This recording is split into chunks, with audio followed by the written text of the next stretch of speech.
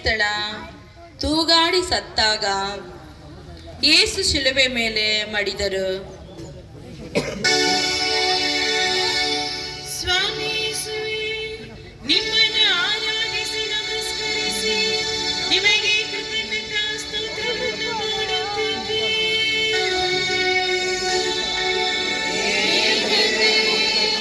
ನಿಮ್ಮ ಪವಿತ್ರ ಶಿಲುಬೆಯಿಂದ ಲೋಕವನ್ನು ರಕ್ಷಿಸಿದ್ದೀರಿ. ಇದುವರೆಗೂ ನಾನಾ ಶಿಲುಬೆ ಹೊತ್ತು ನಡೆದೆ, ಆದರೆ ಈಗ ಶಿಲುಬೆ ನನ್ನನ್ನು ಹೊತ್ತುಕೊಂಡಿದೆ. ಪರದಿಂದ ಭೂಮಿಗಿಳಿದು ಬಂದೆ, ಆದರೆ ಭೂಮಿಯ ಪಾಲರು ಬೇಡ ಬೇಡವೆಂದು ಜಾಡಿಸಿದರು. ಶಿಲುಬೆಗೆ ಏರಿಸು ಎಂದರು. ಆಕಾಶಕ್ಕೂ ಭೂಮಿಗೂ ನಡುವೆ ತೂಗಾಡುತ್ತಾ ಬಲಿಯಾದೆ. ನಿನಗೂ ದೇವರಿಗೂ ಸೇತುವೆಯಾದೆ. ಇಲ್ಲಿಯವರೆಗೂ ನನ್ನನ್ನು ಹಿಂಬಾಲಿಸಿದ ಪ್ರೀತಿಯ ಶಿಷ್ಯ ಯೋಹಾನನನ್ನು ಕಾಣಲು ಶಿಲುಬೆಯಿಂದ ಹುಡುಕಿದೆ.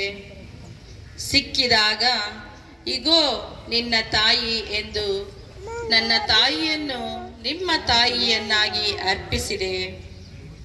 ಅದಕ್ಕೆ ಸಿಕ್ಕಿದ ಬಹುಮಾನ ಶಿಲುಬೆಯ ಮರಣ.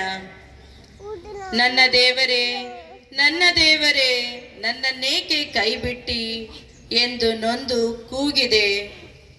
ಸಾಯುವ ಗಳಿಗೆಯಲ್ಲಿಯೂ ನೆಮ್ಮದಿಯಾಗಿ ಸಾಯಬಿಡದೆ, ನೀನು ದೇವಕುಮಾರನಾಗಿದ್ದರೆ ಶಿಲುಬೆಯಿಂದ ಇಳಿದು ಬಾರ ನೋಡುವ ಎಂದು ಸವಾಲೆಸೆಯಲು ಅವರಿಗಾಗಿ ಪ್ರಾರ್ಥಿಸಿದೆ. ತಂದೆಯೇ, ತಾವೇನು ಮಾಡುತ್ತಿರುವರು ಎಂಬುದನ್ನು ಅವರು ಅರಿಯರು, ಅವರನ್ನು ಕ್ಷಮಿಸು ಎಂದೆ.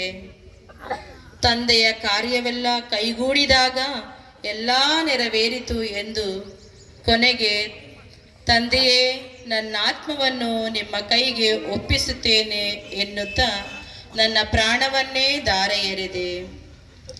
ನನ್ನ ಪ್ರಾಣ ತ್ಯಾಗ ಮಾಡಿ ನಾನಿನ್ನ ಪ್ರೀತಿಸಿದೆ, ನೀ ನನ್ನ ಪ್ರೀತಿಸಲಾರೆಯ? ಯೇಸುವೆ, ನಾನಿನ್ನ ಪ್ರೀತಿಸುವೆ ಎಂದು ಕೂಗಲಾರೆಯ ಕಂದ?